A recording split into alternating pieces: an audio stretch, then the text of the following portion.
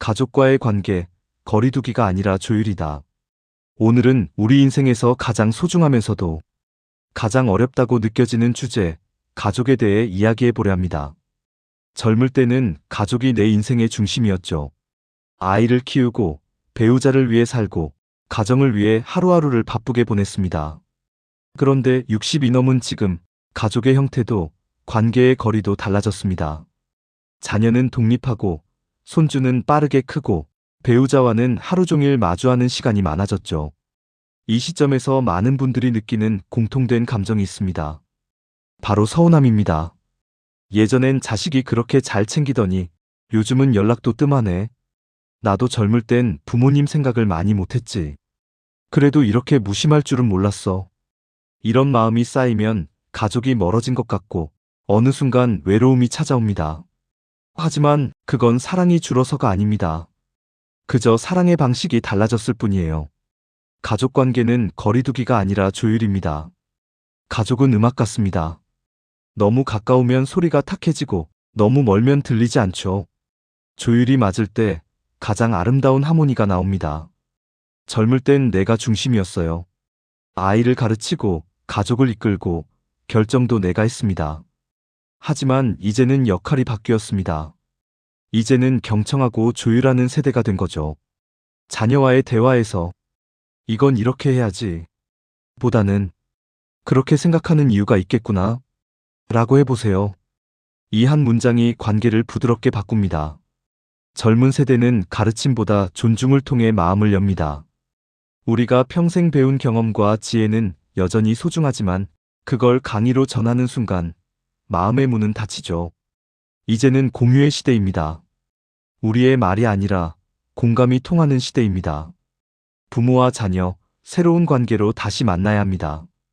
부모와 자녀의 관계는 인생의 가장 긴 대화입니다. 하지만 그 대화는 세월에 따라 내용이 달라져야 합니다. 아이를 키우던 시절엔 이건 이렇게 해라, 저건 하지 마라. 명령과 지시의 언어가 필요했죠. 그러나 이제 그 아이는 어른이 되었습니다. 이제는 그때 내가 이런 선택을 했는데 너라면 어떻게 할 것 같니? 이런 경험의 대화가 필요합니다. 우리 세대는 가르칠 수 있는 세대이면서도 이제는 들어줄 줄 아는 세대가 되어야 합니다. 자녀의 의견을 듣고 그들의 방식을 이해하려는 태도. 그게 바로 관계의 성숙입니다. 배우자와의 관계는 익숙함을 넘어서야 합니다. 많은 부부가 60대 이후 가장 많이 마주하는 변화는 함께 있는 시간이 많아졌다는 것입니다. 예전에는 일하느라, 아이 키우느라, 하루 중 함께 있는 시간이 몇 시간 되지 않았죠.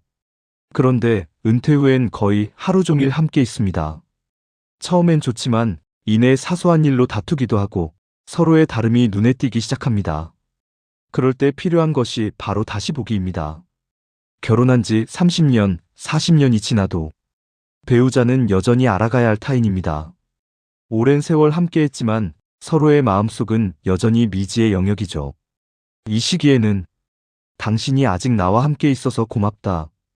이제는 우리 둘이서 천천히 살아보자. 이런 대화가 관계를 새롭게 만들어줍니다. 사랑은 거창한 이벤트가 아니라 매일의 작은 배려 속에서 자라는 것입니다. 나 자신과의 관계도 가족의 일부입니다. 우리가 평생 돌보지 못한 가족이 있습니다. 바로 나 자신입니다. 가족을 위해, 자녀를 위해 늘 나를 뒤로 밀었죠. 하지만 이제는 달라야 합니다. 나를 돌보고 나를 위로하는 일. 그건 이기적인 게 아니라 이제서야 균형을 맞추는 일입니다. 혼자 있는 시간, 조용히 차를 마시거나 산책을 하며 지난 삶을 떠올리는 시간. 그건 외로움이 아니라 회복의 시간입니다. 나 자신을 사랑할 때 가족과의 관계도 자연스럽게 따뜻해집니다. 함께하되 얽매이지 마세요. 가족은 함께 걸어가는 사람들이지 서로를 붙잡아두는 존재가 아닙니다. 서로의 인생을 존중하고 필요할 때 곁에 있어주는 관계, 그게 진짜 가족입니다. 자녀에게 이렇게 말해보세요. 나는 네 인생을 믿는다. 힘들 땐 언제든 돌아와라. 이 한마디면 충분합니다. 그 말은 사랑의 졸업장이자 독립의 축복이기도 하니까요. 가족과의 관계는 거리두기가 아니라 조율입니다. 때로는 한 발 물러 듣고 때로는 다가가서 안아주는 것. 그 균형이 사랑의 기술입니다. 오늘 가족을 떠올리며 이렇게 말해보세요. 사랑에도 거리가 필요하다. 그 거리는 존중의 길이다. 가족은 멀어지는 게 아니라 서로의 인생을 존중하며 함께 성장하는 존재입니다. 좋아요와 구독은 여러분과 함께하는 힘입니다.